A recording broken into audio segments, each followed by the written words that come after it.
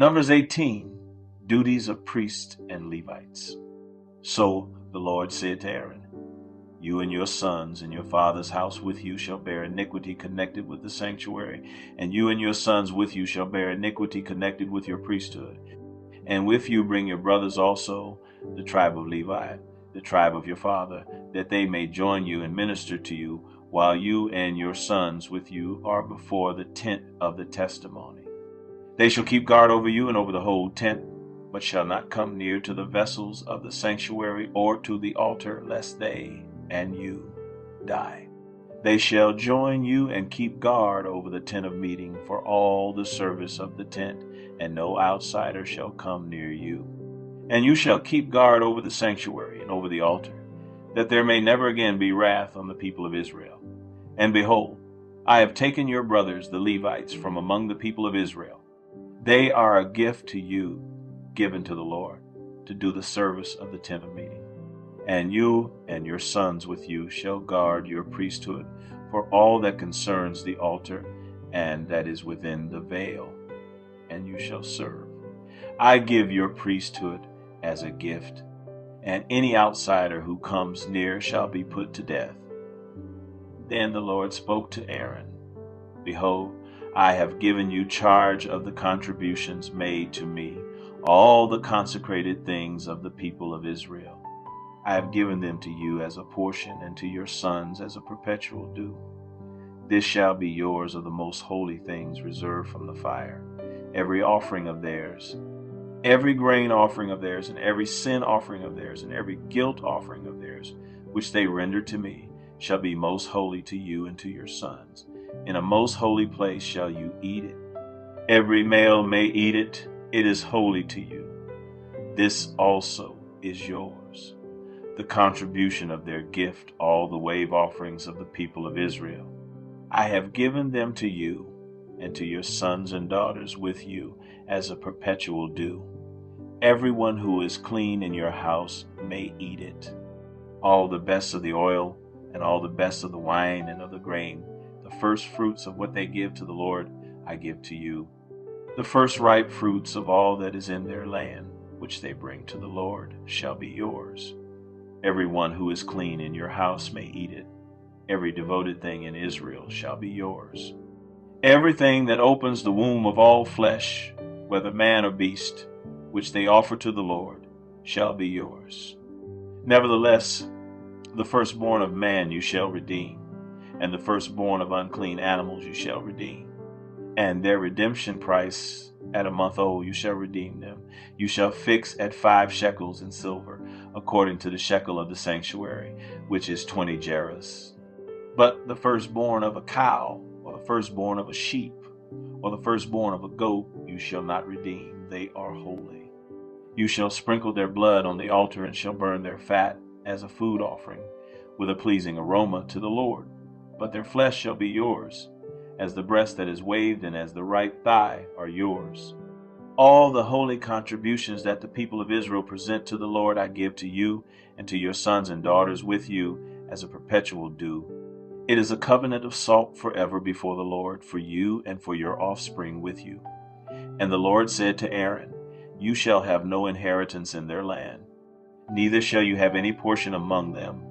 I am your portion and your inheritance among the people of Israel. To the Levites I have given every tithe in Israel for an inheritance in return for their service, that they do their service in the tent of meeting, so that the people of Israel do not come near the tent of meeting, lest they bear sin and die. But the Levites shall do the service of the tent of meeting, and they shall bear their iniquity. It shall be a perpetual statute throughout your generations, and among the people of Israel they shall have no inheritance. For the tithe of the people of Israel, which they present as a contribution to the Lord, I have given to the Levites for an inheritance. Therefore I have said of them that they shall have no inheritance among the people of Israel. And the Lord spoke to Moses, saying, moreover, you shall speak and say to the Levites, when you take from the people of Israel the tithe that I have given you from them for your inheritance, then you shall present a contribution from it to the Lord, a tithe of the tithe, and your contribution shall be counted to you as though it were the grain of the threshing floor, and as the fullness of the winepress. So you shall also present a contribution to the Lord from all your tithes, which you receive from the people of Israel. And from it you shall give the Lord's contribution to Aaron the priest. Out of all the gifts to you, you shall present every contribution due to the Lord. From each its best part is to be dedicated. Therefore you shall say to them, when you have offered from it the best of it, then the rest shall be counted to the Levites as produce of the threshing floor and as produce of the winepress. And you may eat it in any place, you and your households, for it is your reward in return for your service in the tent of meeting. And you shall bear no sin by reason of it, when you have contributed the best of it. But you shall not profane the holy things of the people of Israel, lest you die. Numbers 19. Laws for purification. Now the Lord spoke to Moses and to Aaron, saying, This is the statute of the law that the Lord has commanded. Tell the people of Israel to bring you a red heifer without defect, in which there is no blemish, and on which a yoke is never come. And you shall give it to Eleazar the priest, and it shall be taken outside the camp and slaughtered before him. And Eleazar the priest shall take some of its blood with his finger, and sprinkle some of its blood toward the front of the tent of meeting 7 times, and the heifer shall be burned in his sight. Its skin, its flesh, and its blood, with its dung, shall be burned. And the priest shall take cedar wood and hyssop and scarlet yarn, and throw them into the fire, burning the heifer. Then the priest shall wash his clothes and bathe his body in water, and afterward he may come into the camp. But the priest shall be unclean until evening. The one who burns the heifer shall wash his clothes in water and bathe his body in water, and shall be unclean until evening. And a man who is clean shall gather up the ashes of the heifer and deposit them outside the camp in a clean place. And they shall be kept for the water for impurity for the congregation of the people of Israel.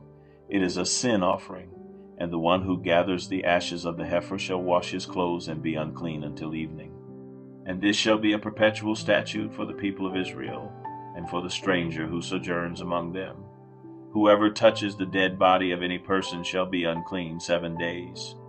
He shall cleanse himself with the water on the 3rd day and on the 7th day, and so be clean. But if he does not cleanse himself on the 3rd day and on the 7th day, he will not become clean. Whoever touches a dead person, the body of anyone who has died, and does not cleanse himself, defiles the tabernacle of the Lord. And that person shall be cut off from Israel. Because the water for impurity was not thrown on him, he shall be unclean. His uncleanness is still on him. This is the law when someone dies in a tent. Everyone who comes into the tent, and everyone who is in the tent, shall be unclean 7 days. And every open vessel that has no cover fastened on it is unclean. Whoever in the open field touches someone who was killed with a sword, or who died naturally, or touches a human bone or a grave, shall be unclean 7 days. For the unclean they shall take some ashes of the burnt sin offering, and fresh water shall be added in a vessel. Then a clean person shall take hyssop and dip it in the water, and sprinkle it on the tent and on all the furnishings and on the persons who were there, and on whoever touched the bone, or the slain, or the dead, or the grave. And the clean person shall sprinkle it on the unclean on the 3rd day and on the 7th day. Thus on the 7th day he shall cleanse him, and he shall wash his clothes and bathe himself in water, and at evening he shall be clean. If the man who is unclean does not cleanse himself, that person shall be cut off from the midst of the assembly, since he has defiled the sanctuary of the Lord. Because the water for impurity has not been thrown on him, he is unclean. And it shall be a statute forever for them. The one who sprinkles the water for impurity shall wash his clothes, and the one who touches the water for impurity shall be unclean until evening. And whatever the unclean person touches shall be unclean, and anyone who touches it shall be unclean until evening. Numbers 20. The death of Miriam. And the people of Israel, the whole congregation came into the wilderness of Zin in the first month, and the people stayed in Kadesh. And Miriam died there and was buried there, the waters of Meribah. Now there was no water for the congregation. And they assembled themselves together against Moses and against Aaron. And the people quarreled with Moses and said, "Would that we had perished when our brothers perished before the Lord. Why have you brought the assembly of the Lord into this wilderness, that we should die here, both we and our cattle? And why have you made us come up out of Egypt to bring us to this evil place? It is no place for grain or figs or vines or pomegranates, and there is no water to drink." Then Moses and Aaron went from the presence of the assembly to the entrance of the tent of meeting and fell on their faces. And the glory of the Lord appeared to them. And the Lord spoke to Moses, saying, "Take the staff and assemble the congregation, you and Aaron your brother, and tell the rock before their eyes to yield its water. So you shall bring water out of the rock for them and give drink to the congregation and their cattle."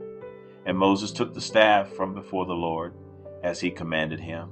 Moses strikes the rock. Then Moses and Aaron gathered the assembly together before the rock, and he said to them, "Hear now, you rebels, shall we bring water for you out of this rock?" And Moses lifted up his hand and struck the rock with his staff twice, and water came out abundantly, and the congregation drank, and their livestock. And the Lord said to Moses and Aaron, "Because you did not believe in me, to uphold me as holy in the eyes of the people of Israel, therefore you shall not bring this assembly into the land that I have given them. These are the waters of Meribah, where the people of Israel quarreled with the Lord, and through them he showed himself holy." Edom refuses passage. Moses sent messengers from Kadesh to the king of Edom. "Thus says your brother Israel, you know all the hardship that we have met, how our fathers went down to Egypt, and we lived in Egypt a long time. And the Egyptians dealt harshly with us and our fathers.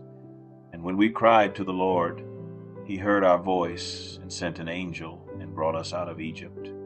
And here we are in Kadesh, a city on the edge of your territory. Please let us pass through your land. We will not pass through field or vineyard, or drink water from a well. We will go along the king's highway. We will not turn aside to the right hand or to the left until we have passed through your territory." But Edom said to him, "You shall not pass through, lest I come out with the sword against you." And the people of Israel said to him, "We will go up by the highway, and if we drink of your water, I and my livestock, then I will pay for it. Let me only pass through on foot, nothing more." But he said, "You shall not pass through." And Edom came out against them with a large army and with a strong force. Thus Edom refused to give Israel passage through his territory, so Israel turned away from him. The death of Aaron. And they journeyed from Kadesh, and the people of Israel, the whole congregation, came to Mount Hor. And the Lord said to Moses and Aaron at Mount Hor, on the border of the land of Edom, "Let Aaron be gathered to his people, for he shall not enter the land that I have given to the people of Israel, because you rebelled against my command at the waters of Meribah. Take Aaron and Eleazar his son and bring them up to Mount Hor, and strip Aaron of his garments and put them on Eleazar his son. And Aaron shall be gathered to his people and shall die there." Moses did as the Lord commanded, and they went up Mount Hor in the sight of all the congregation. And Moses stripped Aaron of his garments and put them on Eleazar his son. And Aaron died there on the top of the mountain. Then Moses and Eleazar came down from the mountain. And when all the congregation saw that Aaron had perished, all the house of Israel wept for Aaron 30 days.